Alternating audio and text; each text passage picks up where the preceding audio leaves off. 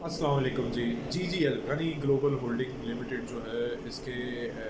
बारे में एक वीडियो बनाई थी, एक फंडामेंटल एनालिसिस किया था, लेकिन कुछ लोगों का था जी कि इस पे आपने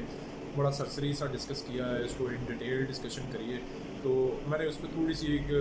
रिसर्च की है और थोड़ा सा जो डाटा मैंने इनकी ऑफिशियल वेबसाइट से उठाया है और कुछ मेरे दोस्तों ने कुछ चीज़ें शेयर की थी, वो सारी जो अथेंटिक सोर्सेज से कुछ डाटा बनता है वो उसको कंपाइल करके मैं आप लोगों के साथ शेयर करना चाह रहा हूँ। GGL global holding limited basically पहले इनका अपना भी प्रोडक्शन कैपेसिटी और ये खुद भी बाकायदा अपनी बिजनेस करते होते थे, लेकिन इनको supreme court sorry high court Lahore high court ने कुछ रिस्ट्रिक्शंस लगाई थी इन पे कि ये नहीं कर सकते, कुछ टेक्निकलिटीज़ हैं उसमें। तो ये 1 जुलाई 2018 से ये कंपनी ने अपनी सारी मैन्युफैक्चरिंग,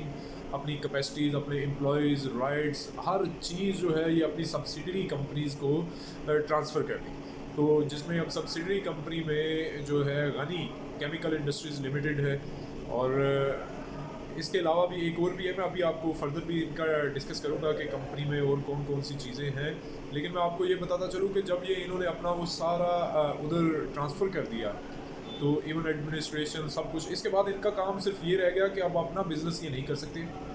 अपनी कोई इनकी एक्टिविटी बिजनेस एक्टिविटी नहीं है, लेकिन ये अपनी सब्सिडरी कंपनीज़ की जो पोर्टफोलियो मैनेजमेंट है वो कर रहे हैं, उनकी एक्टिविटीज़ को मैनेज करते हैं, उनकी इन्वेस्टमेंट, और उस हिसाब से ये अपना सेटअप बना चुके हैं। और इनको वहीं से अपनी Ghani chemical industries limited, Ghani global gases limited, ये जो इसकी सब्सिडरीज़ हैं, यहाँ से इनको जो भी प्रॉफिटेबिलिटी और एक्टिविटी होती है वो कंसोलिडेटेड अकाउंट्स बनाकर ये अपलोड कर देते हैं। तो इस बार का रिजल्ट मैंने पहले ही इसका अपलोड कर दिया है। GGL का बड़ा इंप्रेसिव रिजल्ट था। अगर कंसोलिडेटेड अकाउंट्स इनके डिस्कस करें तो 44% इनकी सेल्स इंक्रीज़ हुई है, इनकी प्रॉफिटेबिलिटी बढ़ी है, इनकी अर्निंग पर शेयर बड़ी रीज़नेबली बढ़ी है। तो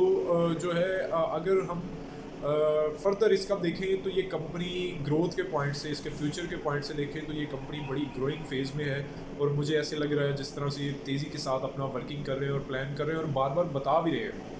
अपडेट कर रहे हैं, तो ये एक बड़ी इन्वेस्टमेंट के लिए एक अच्छी कंपनी बनने जा रही है। इनका 5 ईयर अटक रिफाइनरी के साथ कॉन्ट्रैक्ट है, लेकिन उसके बाद अब इन्होंने 15 साल के लिए एक कॉन्ट्रैक्ट किया है agro polymer chemicals limited EPCL इसके साथ इन्होंने जी। और ये बहुत जल्द, ये 4th क्वार्टर में इसकी बाकायदा जो सप्लाई है या इसकी समझ लें कि कमेंस हो जाएगा, ये इसका बाकायदा जो प्रोसीजर है, एक्टिविटीज़ हैं इस 4th क्वार्टर में। तो ये इसकी वजह से इनकी सेल्स में रीज़नेबली इजाफा होगा। और इवन कुछ दोस्तों ने कहा था, ये मुझे यहाँ से वो डाटा नहीं मिला इसलिए मैं दोस्तों का रेफरेंस दे रहा हूँ, उन्होंने कहा था कि इसकी सेल्स जो अभी है उससे डबल सेल्स हो जाएगी सिर्फ और सिर्फ EPCL से, एग्रो पॉलीमर केमिकल्स के साथ। दूसरी मज़े की चीज़ ये है कि इसके लिए इन्होंने पाइपलाइन बिछाई है जिसके ज़रिए सप्लाई करेंगे, ना कि ट्रांसपोर्ट के ज़रिए। तो इनकी सिर्फ ये पाइपलाइन की एक बार वन टाइम कॉस्ट होगी, फिक्स्ड एक्सपेंसेस बढ़ेंगे, लेकिन ओवरऑल जो है इनकी जो रूटीन में ऑपरेटिंग एक्सपेंसेस हैं वो काफ़ी कम हो जाएंगे। तो इनकी प्रॉफिटेबिलिटी का मार्जिन वहाँ से भी बड़ा ज़बरदस्त बनेगा। अब इन्होंने जब अपनी ये प्रोडक्शन कैपेसिटी कुछ बढ़ाने का प्लान किया, कुछ इन्होंने दूसरे प्रोडक्ट्स लाइन जो है रिचमेंट के लिए गए, बढ़ाने के लिए गए, तो इनके पास कैपिटल, वर्किंग कैपिटल कम था, तो इन्होंने राइट शेयर इशू किए 33.5%, लेकिन वो राइट शेयर बहुत ज़्यादा लोगों ने रिजेक्ट कर दिए, जिसके बाद इन्होंने यही राइट शेयर जो अनसब्सक्राइब थे वो अपनी दूसरी गनी ग्लोबल लिमिटेड और दूसरी जो है इनकी गनी गैसेस जो है केमिकल इंडस्ट्रीज लिमिटेड और गनी ग्लोबल ग्लास लिमिटेड जो है, दोनों सब्सिडीज़ कंपनी है, इनको इन्होंने राइट शेयर इशू कर दिए और इस तरह से अनसब्सक्राइब्ड पोर्शन इनके पास चले गया। अब जो इनके पास जो फर्दर पॉइंट है वो ये है जी कि एक तो ये इन्होंने रिसेंटली 3 से 4 कंट्रीज़ हैं, रशिया, चाइना वगैरह, वहाँ पे इन्होंने अपने इंपोर्ट के लिए एलसीज ओपन कराई हैं। कुछ ये अपने रॉ मटेरियल और कुछ मशीनरी वगैरह मज़ीद इंपोर्ट कर रहे हैं, अपनी ये प्रोडक्शन कैपेसिटी इन्हेंस कर रहे हैं। इसके अलावा इनके अभी और भी मल्टीनेशनल कंपनीज़ के साथ बाहर के मुल्क में, ममालिक में, UAE वगैरह और इस जो मिडल ईस्ट वगैरह है, इन एरियाज़ में ख़ास तौर पे तो दूसरी कुछ मल्टीनेशनल कंपनीज़ के साथ इनके कॉन्ट्रैक्ट्स चल रहे हैं, जिनके साथ इन्होंने अपना बिज़नेस को बढ़ाने के लिए पूरा प्लान कर रखा है। और अभी जो है expansion plan of new furnace BMR to enhance capacity, तो ये अभी इनका एक ये सब्सिडरी कंपनी के ज़रिए इन्होंने एक्सपेंशन प्लान जो सेटअप किया है फर्नेस और BMR का, कि इनकी प्रोडक्शन कैपेसिटी बढ़े, इनकी मार्केट में डाइवर्सिटी बढ़े, इनकी न्यू प्रोडक्ट्स ये ऐड कर सकें और मार्केट शेयर इनका बढ़े। और ये यूरोप, जापान, चाइना वगैरह के साथ इन्होंने मशीनरी के लिए जो अभी मैंने आपसे डिस्कस किया था कि रशिया वगैरह के साथ इन्होंने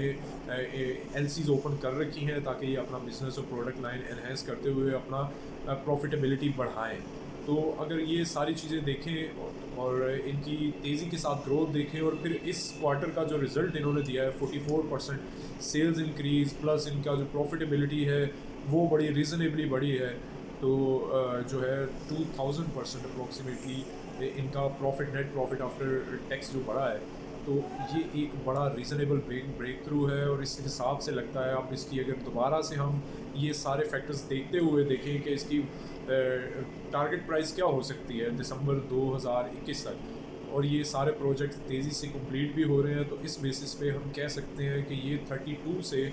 38 के दरमियान इसकी शेयर प्राइस जा सकती है लॉन्ग टर्म के पॉइंट से। शॉर्ट टर्म में ये डिप भी ले सकता है, उसके पॉइंट से मैं बात नहीं कर रहा, और ये एक मेरी अपनी ऑब्जर्वेशन है।